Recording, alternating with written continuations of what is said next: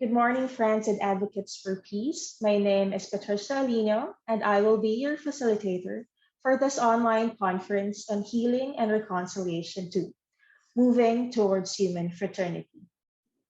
Last August 14, 2019, the Ateneo de Davao University hosted the first conference on healing and reconciliation entitled Walking and Working Together in Healing and Reconciliation. Its success warranted a second iteration that would further deepen the stakeholders' understanding of and commitment to the document on human fraternity.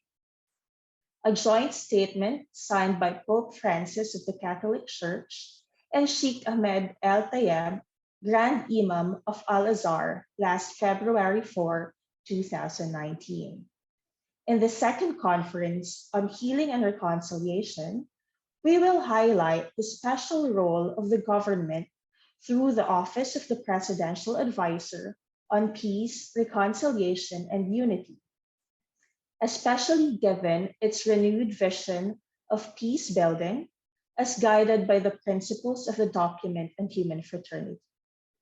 The conference is an opportunity for communal meditation on restorative justice among sectoral representatives, mutual cooperation within diverse communities of practice, and for deeper understanding of the dialogue of life as demonstrated by the late Bishop Bienvenido Tutud through his life and work. We are delighted to have with us in this dialogue Assembly sectoral representatives from the government, academe, indigenous groups, religious sectors, and peace centers, the media, and various organizations for youth and women empowerment from all over Mindanao and beyond. We would like to acknowledge the presence of Secretary Carlito G. Galvez Jr. of the Office of the Presidential Advisor on Peace, Reconciliation, and Unity, Reverend Father Joel E. Tabara of the Society of Jesus of the Ateneo de Davao University. We would also like to acknowledge the participants from the different sectors. From the religious sector, archbishops and bishops in Mindanao, Inspire Hope Initiatives, Interreligious Dialogue, CBCP ECSAJP, or NASSA Caritas Philippines, Folklore Movement, Diocesan Social Action Center, Prelature of Marawi, St. Alphonsus Theological and Mission Institute Foundation Incorporated, and Fatwa Institute Foundation Incorporated.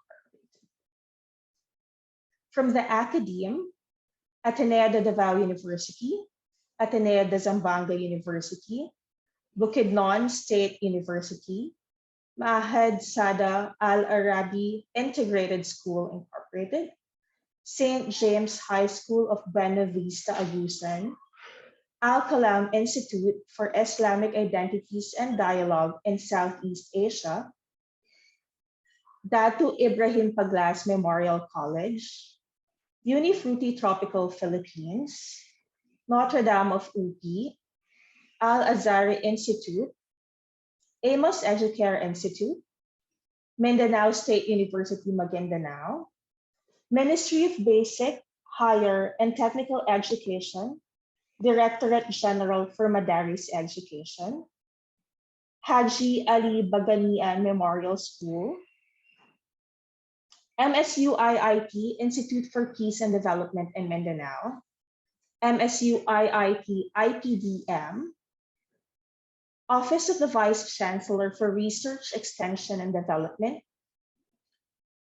Siyasi Madrasa Al Quran Wal Hadith Incorporated, St. Paul University, Surigao. For indigenous peoples, or the Lumad groups and non-Moro IP groups, APO Governance and Indigenous Leadership Academy, Al Kalam Institute of Ateneo de Davao University, Tribal Leaders Development Foundation Incorporated, or TLDFI, Office of MP Romeo C. Saliga, Tribal Leaders Development Foundation, IPS members, or ADMO, and Minister Olama of MIPA. For the youth groups, we have Butig Youth Movement for Peace, SPMS Box UYL, Simunwal Youth Guild, Active Youth Alliance of Dudi Dalga, Active Moral Alliance for Development, Inc., Christian Youth Coalition, Volunteers Initiatives in Bridging and Empowerment Society, Ewaton Youth Organization, Super Lumba Project Sindao, Iranian Youth Peace Advocate, Fityanul Islam Incorporated, Magungaya Mindanao Incorporated, Supreme School Government Benguet Chapter, and Student Government Assist.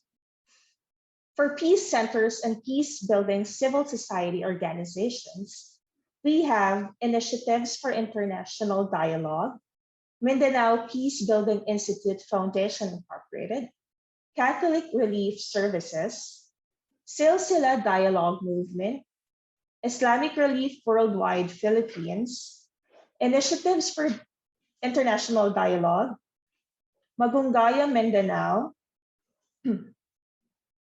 Silsila Dialogue Movement, Bangsamoro Transition Authority, Ministry of Public Order and Safety, Mahintana Foundation, Maguindanaoan Development Foundation Incorporated, Kasilak Development Foundation, and if I missed anyone else, we would also like to welcome you to this conference today. And thank you all for being present here.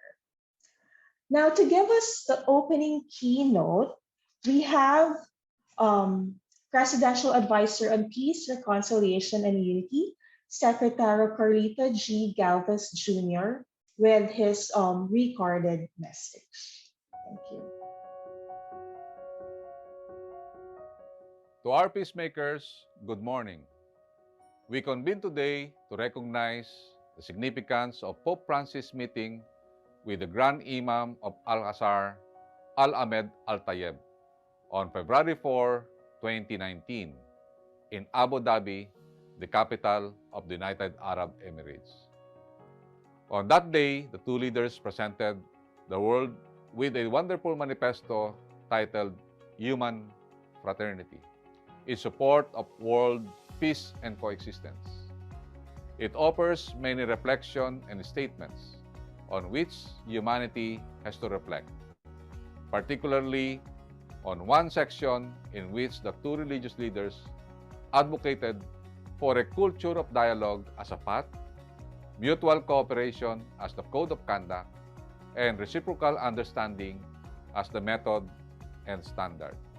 For the Holy Father and the Grand Imam, the dialogue among believers is a medium in coming together in a vast space of spiritual, human, and shared social values, and from here, transmitting the highest moral virtues that religious aim for. It condemns terrorism and its undertaking by extremists due to an accumulation of incorrect interpretations of religious texts. Both supreme religious leaders declare that the religion must never incite war, hateful attitudes, hostility, and extremism, nor must they incite violence or shedding of blood.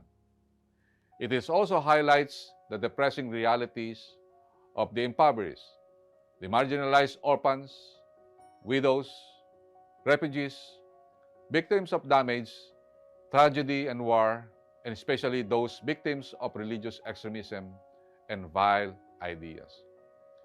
It identifies and desensitizes human conscience, a distancing from religious values and a prevailing individualism accompanied by materialistic philosophies, in place of supreme and transcendental principles.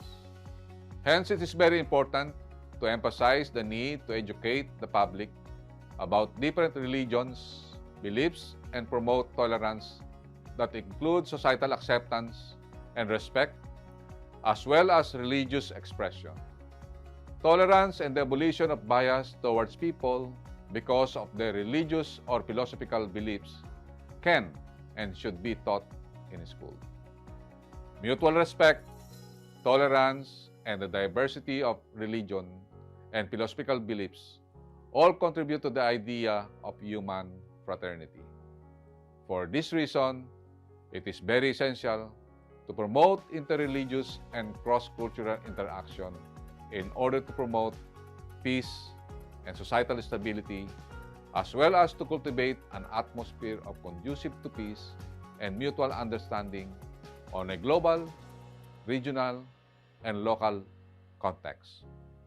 It is very timely and relevant as we also operationalize the recently signed Executive Order Number 58 that further strengthens the government's overarching peace philosophy framework that also underscore the importance of healing and reconciliation, social cohesion, and inclusivity, particularly among the vulnerable sector, the women, indigenous people, the children, the youth, and even former violent extremists, among others.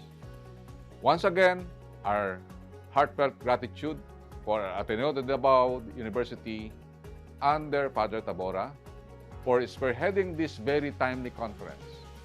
Our staunch peace partners present today, colleagues from the government for today's participation, thank you very much and congratulations. Let us embrace our differences as a source of strength for all of us. Take a stand against hatred today, no matter where we see it. Inspired by our shared humanity, let us establish bridges among religions. Let's work together to create a more peaceful, just, and inclusive world for everyone. Mabuhay at maraming salamat po sa ating lahat.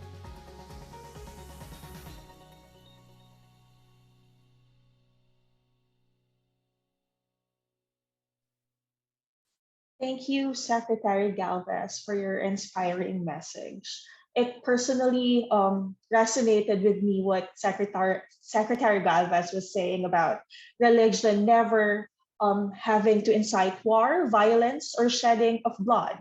We've really come a long way in our understanding of peace, conflict, and how we should begin to heal and reconcile the differences in our society. So I hope that everyone was also inspired with the same with the message that we heard this morning.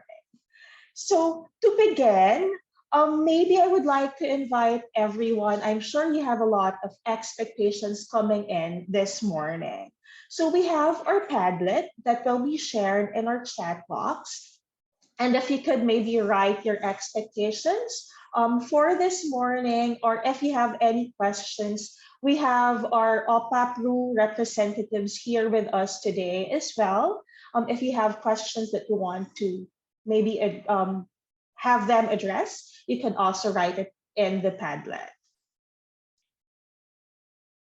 So we have our Padlet on now. And maybe if there's anyone in this conference who have maybe burning questions to ask, or maybe some thoughts that you want to share, maybe you could raise it to everyone or share it with everyone in our Zoom video.